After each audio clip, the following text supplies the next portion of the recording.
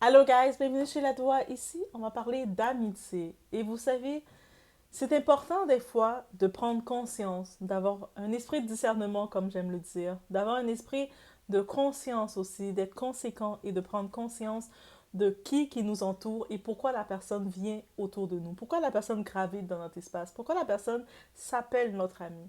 Certaines personnes vont venir autour de nous, vont nous fréquenter, vont passer du temps avec nous, vont vont échanger avec nous, vont connaître nos plans. On va parler de nos plans, se confier en se disant, ça c'est comme mon frère, c'est comme ma soeur, c'est mon ami, je le connais dans le quartier depuis toujours, on est dans le même domaine, ou bref, et peu importe. Mais ces personnes-là, ils sont autour de nous, ils sont rassurés d'être avec nous parce qu'ils ont le sentiment de dominer sur nous. Donc, tant qu'ils sont toujours en avant de nous, ils sont corrects. Ils aiment ça être un peu les leaders. Et peu importe. Et des fois, selon notre personnalité, il y a une vidéo qui s'en vient que je vais parler un peu plus des personnalités, justement. Et vous allez pouvoir peut-être cerner le type de personnalité que vous êtes. Mais souvent, selon notre type de personnalité, des fois, on est plus... On n'a pas besoin d'être en avant. Tu sais, être en avant et devoir l'idée, être devant, et puis en tête de file, ça amène aussi des responsabilités et être en charge de prendre, quand il y a des balles qui sont tirées, de recevoir les balles d'une façon visuelle, de vous montrer. Donc, c'est pas tout le monde qui a la personnalité qui veut être devant. Il y en a qui sont capables d'être la force tranquille et que de te laisser, ok, il n'y a pas trop, tu peux aller devant. Bref. Mais là, on va parler d'un type d'amitié qu'on doit faire attention à ce type d'amitié. Il y a des gens qui vont être avec nous parce qu'ils veulent dominer sur nous. Au moment qu'ils sentent que vous les avez dépassés dans quelque chose, ils vont pas être heureux pour vous. Au contraire, vous les avez, euh, vous les avez dépassés, soit ils vont essayer de vous saboter, on parle beaucoup d'empoisonnement, soit ils vont essayer de vous nuire, ou soit ils vont plus être votre ami. Parce que à quoi bon être ton ami si tu l'as dépassé? Bref, on va parler de ça et comme élément visuel, je suis tombée sur un clip de La Fouine. La Fouine qui est aussi un rappeur, une légende vivante de la France, un rappeur français francophone et il était dans la soirée des Flammes où il nous a rapporté un petit peu des extraits de ce qu'il a fait, de qu'est-ce qu'il est. Et on doit se rappeler de lui, c'est un vétéran. Guys, c'est un vétéran, ok? Est-ce qu'on peut donner du respect à nos vétérans même quand ils sont vivants?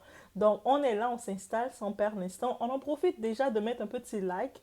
Déjà en débutant le tout pour dire, Doa, j'aime bien, qu'est-ce que tu fais? Je te mets un petit like et puis que ton message, il s'avance pour que plus de personnes le voient. Oui, oui, oui, oui, oui. Et n'hésitez pas même, si vous voulez, vous pouvez même partager la vidéo. Des fois, ça peut faire son chemin. On y va sans perdre d'instant.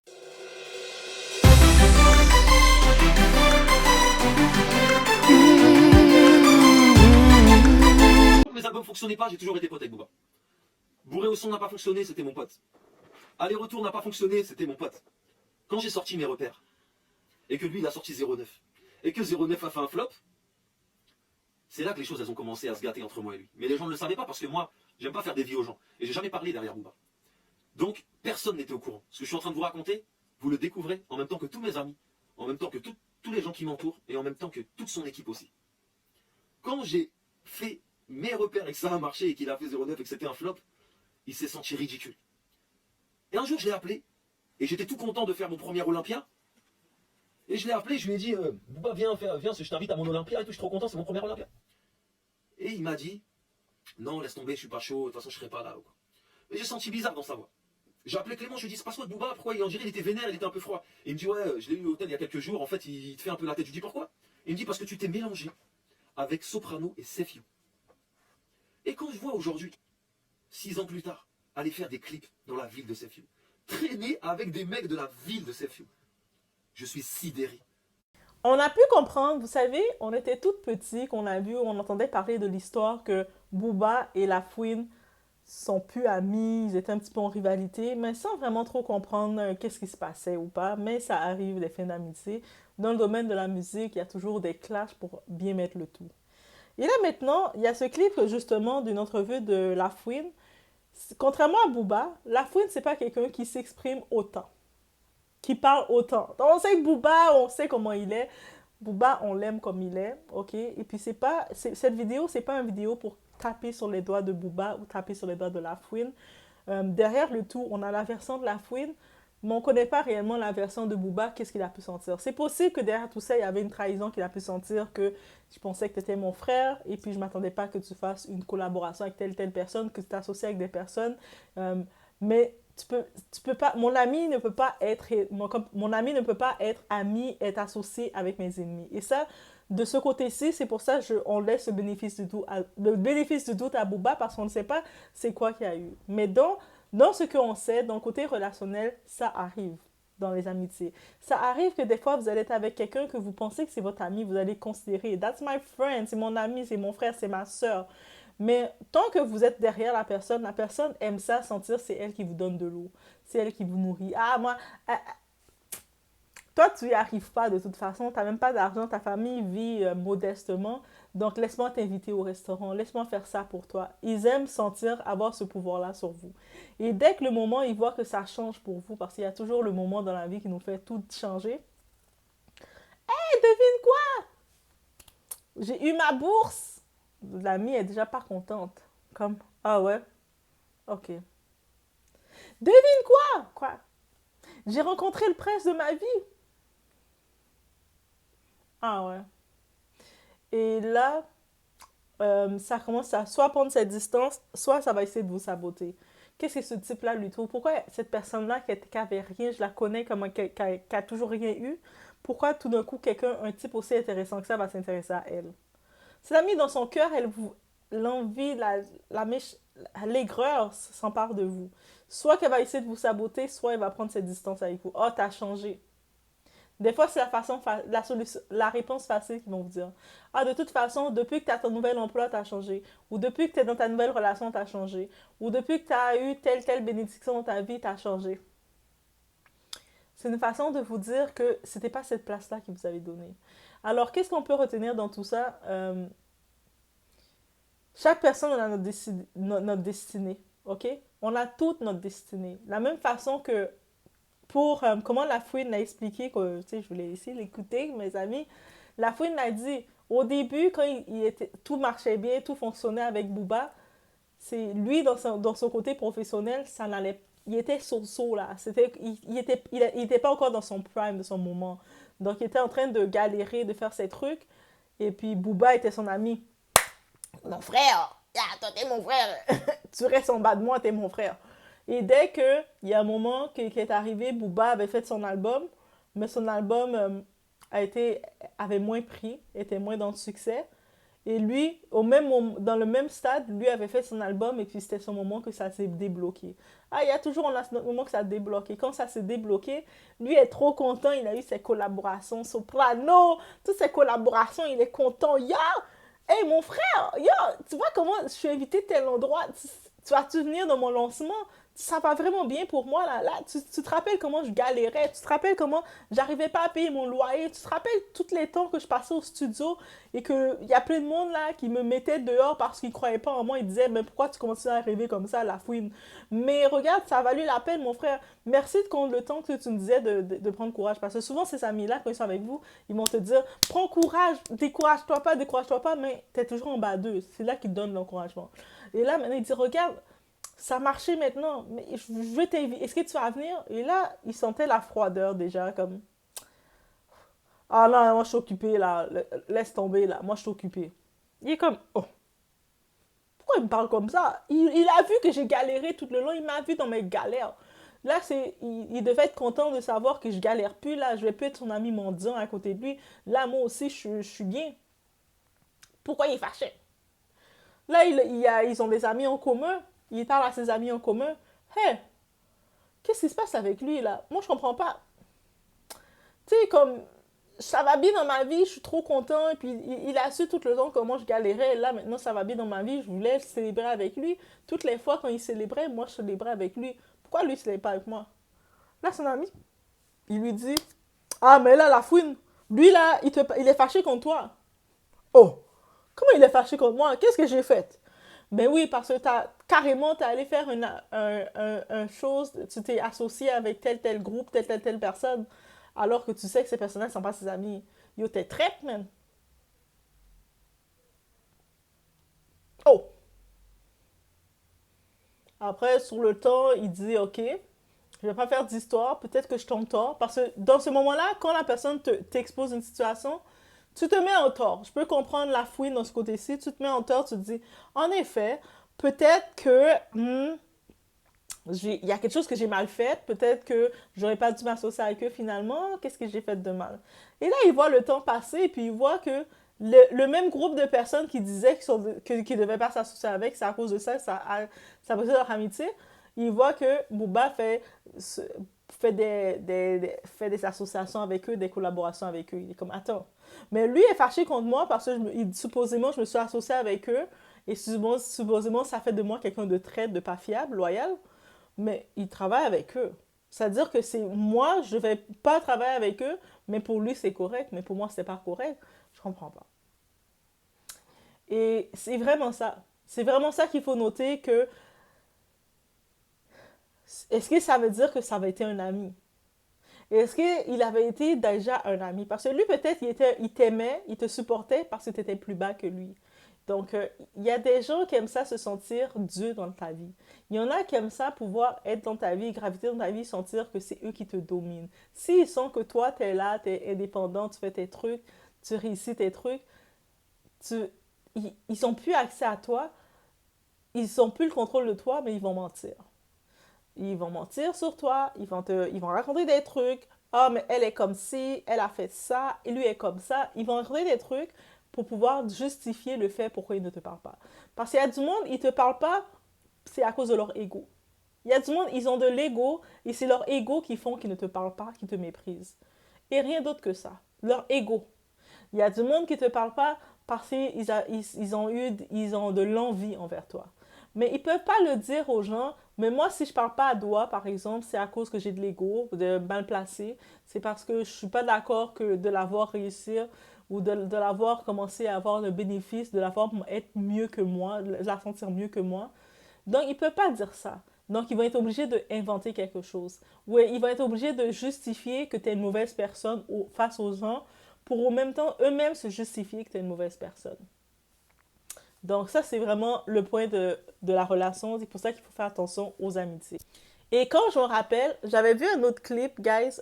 Cet autre clip-là, j'avais vu, c'est encore La Fouine qui parlait de, vous savez, quand les rappeurs français, ils vont aller dans le sud, ils achètent des appartements, surtout à une époque, les appartements, les condos, tu sais où il y a les condos, les petites maisons condos à Miami, c'est quand même, c'était abordable selon chaque personne, mais c'est quand même abordable parce que si tu prends tes économies en un an, au lieu d'aller manger tout le temps au restaurant à 100 $ le couvert, tu peux t'acheter une maison en Floride. Oui, c'est vrai, gars, je vous dis, c'est un secret, mais je vous dis. Donc, lui, justement, dans l'époque, qu'est-ce qui arrivait? Je ne sais pas si à l'époque, il commençait déjà à être en éloignement, mais Booba il était dans les premiers rappeurs français à aller s'installer à Miami dans son condo, mais c'était une location, ok? Il était resté depuis déjà plusieurs années. Il était comme, I'm the boss. Regarde, moi, je suis un rappeur français. Regardez où je suis. Mais c'était une location, guys. Et là, quelques temps plus tard, quand ça a commencé à bien aller pour la fouine, ça se voit que au-delà de faire du show-off et tout, ça a l'air d'être quelqu'un qui il a un entourage, il est structuré, il a une petite tête et un petit cerveau. Je dis pas que Booba n'a pas de cerveau. Les deux ont du cerveau, il n'y a pas de polémique. Mais ça se voit que chacun, ils ont des entourages différents. On va dire ça comme ça. Et là, la fouine, dès que ça a commencé à bien aller pour lui, il a dit, ben moi aussi, je vais aller dans l'immobilier, me prendre un bien, je vais aller à Miami aussi. Je suis rendue une star française, c'est comme le nom, il y a plein d'artistes, plein de rappeurs français que quand ils commencent à percer, ils vont à Miami. Moi aussi, je vais faire la même chose. Donc, il est venu les rejoindre à Miami. Sauf lui, quand il est arrivé, il y avait déjà Booba qui était là depuis presque 5 ans, 6 ans, peut-être 10 ans, ça faisait qu'il était en location. Lui, la fouine arrive, il regarde les prix de location et de l'achat. Il dit, ah, ok, ça va me coûter tel montant si j'achète. Pourquoi je vais le louer que ça va jamais être à moi si je peux l'acheter d'un coup? Ou faire des mises de quoi, tu sais, quand tu achètes, tu ne payes pas tout d'un coup non plus, là. Tu payes des montants, si tu décides pour 5 ans, tu vas payer pour 10 ans. Bref, tu payes un montant et puis tu t'organises. Donc lui a regardé, il a fait, ah, ben, je vais acheter mon condo. Au pire, quand c'est à moi, Si c'est un achat, mais même si je suis pas à longueur d'année à Miami, mais je vais pouvoir le mettre en location et puis régénérer du revenu et l'aider à payer. Be smart, guys. Soyez smart. Au lieu d'aller vous acheter des souliers Louboutin à 400 $, même pas 400 $ de Louboutin. Qu'est-ce que je dis là? Des Louboutin, c'est presque à 1000 $.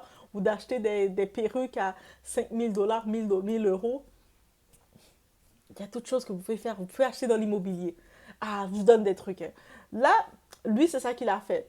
Et là, maintenant, en apprenant le mouvement, quand ça a été exposé qu'il venait d'acheter son condo qu'il a acheté à Miami, et du côté de Booba, lui est en location depuis 10 ans, le monde en dit, les ont encore comparés. Vous savez, quand le monde compare, mais là, lui, ça veut dire qu'il a plus. S'il est capable d'acheter, après, il vient d'arriver et puis il achète, il est déjà propriétaire, toi, tu es juste locataire. C'est-à-dire que, tu sais, le monde, en fait, des 1 plus 1 égale. Tu comprenez? Vous comprenez? Et là, ça a créé encore plus un fossé. Parce que déjà, lui, on peut comprendre la relation. Booba était dans son prime. Il était comme un petit peu le leader, le chef, et La Fouine était derrière lui. Et là, il a vu que La Fouine commençait à prendre son élan. Et là, maintenant, du côté personnel et tout, La Fouine a juste pris des décisions plus smart. C'est juste ça qu'on peut dire. C'est comme les deux, je suis sûre, ils sont des millionnaires, là. Les deux sont riches, ok, guys? Mais ça dépend comment les deux gèrent leur argent. Peut-être à la suite de ça, ça fait de Booba, ça l'a inspiré à acheter. Parce que là, je pense que Booba est propriétaire. Oui, Booba est propriétaire maintenant, on déclare dans sa vie. Mais je pense que j'en profite d'ajouter, c'est une question d'entourage. Peut-être qu'à ce moment-là, quand il a l'air pour vouloir prendre un condo aussi à Miami, l'entourage de La Fouine l'ont orienté que, hey, c'est plus intelligent de ta part d'acheter que de louer quelque chose qui n'est pas à toi. Quand tu l'achètes, c'est à toi. Tu peux le mettre, vous savez, aux États-Unis, tu peux le remettre en Airbnb, comme tu peux le mettre en location courte durée. L'argent va rentrer. En plus, à Miami, c'est un endroit qui coûte cher à la longueur de l'année. Donc, tu vas rentabiliser tout l'argent. C'est plus mieux. Quand tu loues, tu peux pas le mettre en location. Donc, il y a cette différence-là. Et alors que peut-être Booba, il était avec... On a vu sa baby mom, là. La baby mom de Booba, elle est très superficielle. Elle a l'air très superficielle en tant que telle. Oui, j'ai jugé sur l'apparence. Oh, guys, je suis désolée. Mais Booba a l'air d'aimer les femmes superficielles. Donc, c'est peut-être cette petite différence-là qui a fait que après, ça l'a pris plus de temps pour comprendre d'investir dans l'immobilier. Ah, moi, je vous ai dit, payer une assistante. L'assistante va vous donner ces astuces-là aussi. Elle a de la vision. Une assistante. Oh, moi, je suis en train de me vendre comme assistante, guys. Est-ce que je pourrais être assistante pour de vrai? J'ai tellement un temper aussi. Mais bref, c'est vraiment ça que je regarde. Je me repense à ce détail qu'il avait dit. Et je pense que petit par petit, La Fouine laissait entendre c'est pourquoi la relation s'était terminée entre lui et Booba. Et c'est tellement dommage, mais en même temps, je me dis ça devait se terminer parce qu'une relation comme ça, désolé, moi je peux pas être amie avec quelqu'un qui me garde juste parce que je suis plus bas que toi. Pour être ton pion, pour pouvoir te flatter ton ego. Vous savez, le genre d'ami qui va vous appeler au téléphone pour vous parler pendant presque 3 heures de temps et la personne va que parler d'elle-même. Oui, moi. Et si vous placez quelque chose, elle va dire, ah, mais là, tu te plains beaucoup. Je suis comme, hein? Ok, désolée. Puis vous l'écoutez parler et puis elle radote pendant sa vie. Yo, j'ai une anecdote à dire sur ça.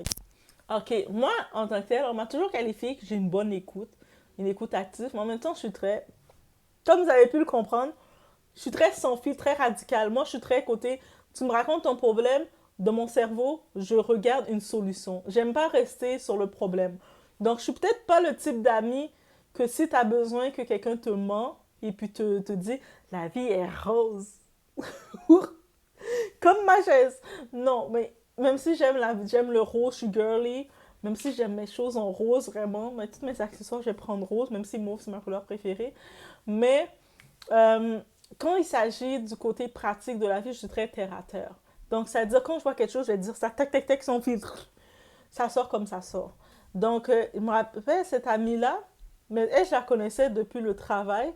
Donc, elle, je savais qu'elle vivait une situation difficile, une relation comme c'était sa deuxième ou troisième relation avec des Cubains, parce qu'elle aime Cuba. Et puis, c'est tout. ça tombait que toutes ces relations, ils avaient profité d'elle, abusé d'elle, ils avaient volé son argent, ils étaient là que pour l'argent. Et c'est pour ça que je dis toujours, soyez vigilants, mesdames, messieurs, comme quand vous arrivez dans une relation, vous savez, la personne qui a le plus à offrir, elle va en ressortir à donner plus. Par contre, si vous allez prendre quelqu'un qui est en mode survie, c'est-à-dire vous allez au pays, on peut trouver des très bonnes personnes au pays qui ont des études, qui ont une carrière, qui ont leurs projets, qui s'en sortent. Mais quand vous prenez quelqu'un qui est au pays, sa seule vision qu'il a, c'est d'aller en Europe ou c'est de quitter le pays. Pour lui, cette personne-là, il ne vous aime pas. Peu importe ce qu'il dit, la personne ne vous aime pas. N'a aucun amour pour vous. Cette personne-là, tout ce qu'il veut, c'est sortir de là et vous êtes sa porte de sortie. Et donc, elle me racontait ces trucs. Donc, des fois, euh, elle pouvait faire, tu sais, au moins me payer à manger. Donc, mon petit ventre, elle me payait à manger. Mais elle me racontait tous ses problèmes. Et puis, allô, comment ça va? Ouais, ça va bien? Ouais, blablabla. Et puis, elle commençait à parler. Puis, dans mon cerveau, j'étais comme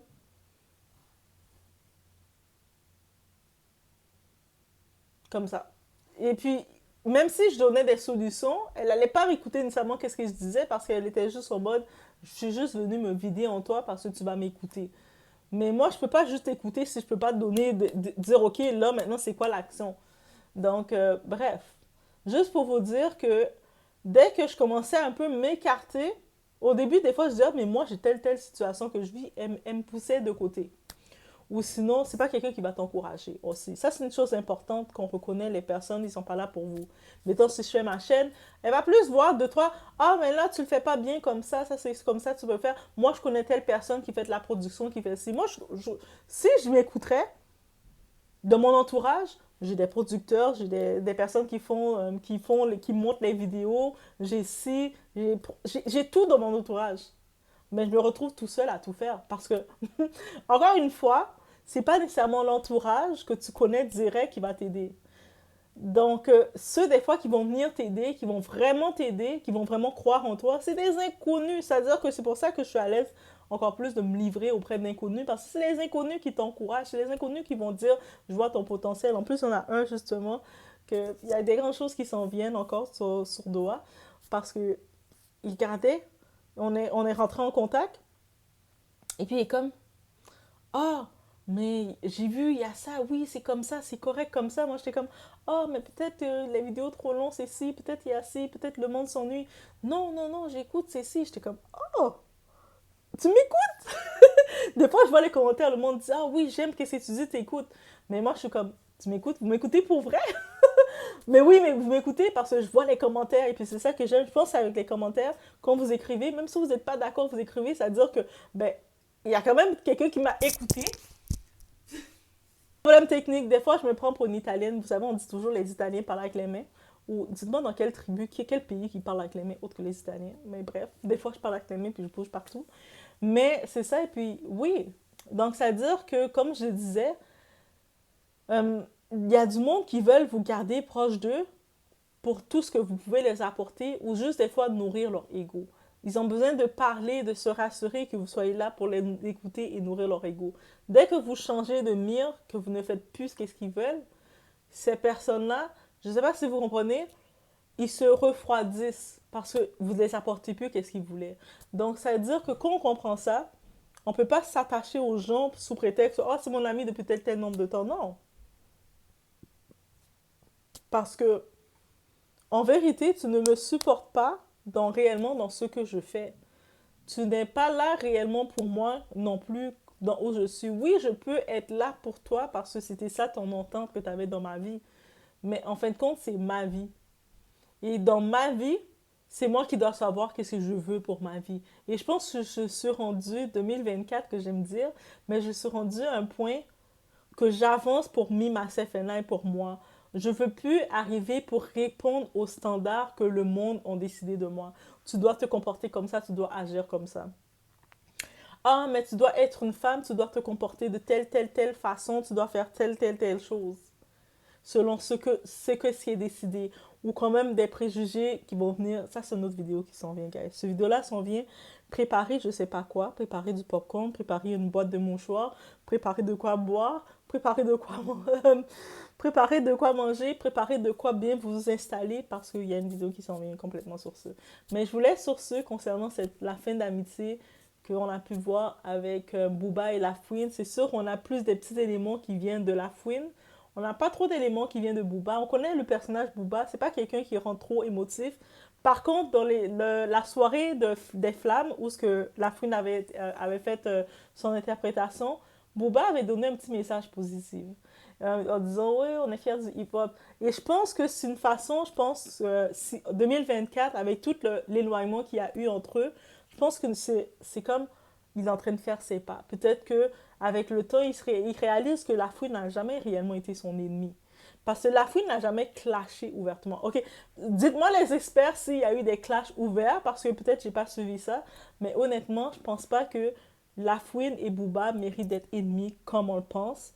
Et je pense que le petit message qu'on Booba a laissé entendre, ça peut être un bon step pour montrer. Eux autres, ils sont des vétérans. Du côté francophone, Booba, La Fouine, les deux sont des vétérans. Donc, ça veut dire que je fais pas la vidéo pour clasher ni Booba ni La Fouine parce que les deux, on écoute leur musique. Quand j'écoute la musique Dakar, quand j'écoute la musique Booba, j'ai envie de me mettre en mode Booba. Quand j'écoute La Fouine, je suis en mode La Fouine. Donc, guys, je sais pas c'est quoi les modes, mais dans tous les cas, je pense que ça peut être comment je l'interprète moi. Je pense que Booba, sa façon de, tu sais, comme sans pouvoir venir dire, oh, j'avais un petit peu d'ego de voir que tu montais, tu étais comme mon petit, et puis tu montais en avant de moi comme ça. De le dire comme ça peut écorcher ta gorge, mais je pense que il fait un pas. C'est un petit pas qu'il fait, mais c'est un pas. C'est même pas un petit pas. Moi, je trouve que c'est un gros pas. Il a quand même pris sa plateforme pour le dire. Et puis, on sait que Booba, quand il utilise sa plateforme, il fait des messages. S'il décide de tacler tout ce qu'il décide de faire, il le fait vraiment en connaissance de cause parce qu'il a quand même le contrôle de ses réseaux. Donc, c'est un pas qu'il vient de faire. Et donc, maintenant, on a vu La Fouine pendant le temps de leur séparation.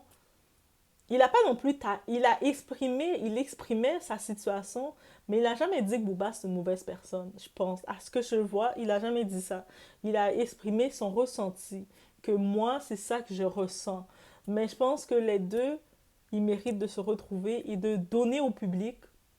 Ils sont les vétérans, comme ils sont les vétérans du rap. Et puis on sait qu'on n'a plus de Diams, qui était la grand-mère du rap français.